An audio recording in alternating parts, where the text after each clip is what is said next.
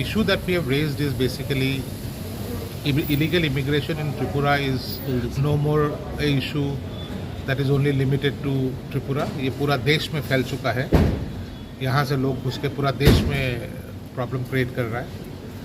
तो आज ये इशू को लेके ये PIL फाइल हुआ था, जिसमें अभी गवर्नमेंट ऑफ इंडिया ने एक 2025 मई 2025 में एक डायरेक्शन इशू किया टू ऑल द स्टेट्स कि आगे से कैसे कैसे स्टेप्स लेना है फॉर इम्प्लीमेंटेशन कि जो हमारा रोहिंग्याज है या इलीगल बांग्लादेशीज है वो जब इंडिया में घुसता है और उसको पकड़ा जाता है, पकड़ने के बाद उसका क्या क्या स्टेप्स लेना है, कैसे डिपोर्टेशन करना है. और government of India ministry of home ने ये स्ट्रिक्ट डायरेक्शन दिया है सब स्टेट्स को. बेसिकली गवर्नमेंट ऑफ इंडिया का ये स्टैंड है कि ये सब जो काम करना है 4 स्टेज होता है: डिटेक्शन, एडजुडिकेशन, डिटेंशन और डिपोर्टेशन. ये 4 स्टेज जो है एक इलीगल इमिग्रेंट को पकड़ने का बाद ये स्टेट को करना पड़ता है. और इसे सब स्टेट को अभी ये 2 मई 2025 में एक डायरेक्शन इशू किया कि आप लोग अपना अपना स्टेट में वो कंप्लीट स्टेप्स लीजिए ताकि हम जितना जल्दी हो सके इलीगल इमिग्रेंट्स को डिटेक्ट करके उनको वापस अपना कंट्री में भेजने का व्यवस्था कीजिए. इसी सिलसिले में हमारा पिटिशनर्स ने एक स्टेट को एक रिप्रेजेंटेशन दिया था 24 जून 2025 को कि जो ये गवर्नमेंट ऑफ इंडिया का नोटिफिकेशन आया है इसके एग्रीमेंट इसके संदर्भ में आप लोग क्या क्या स्टेप्स लिया इसको जल्दी इम्प्लीमेंट कीजिए.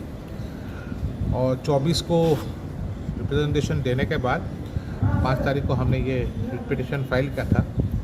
बेसिक डायरेक्शन हम यही चाहते थे कि कोर्ट स्टेट को एक डायरेक्शन दे कि जो ये 4 स्टेजेस हमने कहा था, detection, adjudication, detention and deportation, ये 4 करने के लिए आपको एक इंफ्रास्ट्रक्चर चाहिए जो इंफ्रास्ट्रक्चर अभी आसाम में अवेलेबल है लेकिन त्रिपुरा में नहीं है. जैसे एडजुडिकेशन, अगर एक आदमी को पकड़ता है कि वो इलीगल इमिग्रेंट है, वो तो बोलेगा नहीं हम नहीं हैं, तो कोई कोर्ट तो होना पड़ेगा. जिस कोर्ट में ये इशू डिसाइड होगा उस कोर्ट को कहता है फॉरेनर्स ट्राइब्यूनल, जो अभी इस देश में इंडिया में सिर्फ आसाम में है. तो ये फॉरेनर्स ट्राइब्यूनल त्रिपुरा में एक भी नहीं है, तो फॉरेनर्स ट्राइब्यूनल सेटअप करना है. सेकेंडली, जब एक कोर्ट एक आदमी को बोलता है कि हाँ ये इलीगल इमिग्रेंट है, उसको डिक्लेरेशन देता है, ऑर्डर पास होता है, उसके बाद वो आदमी को कहाँ रखेगा?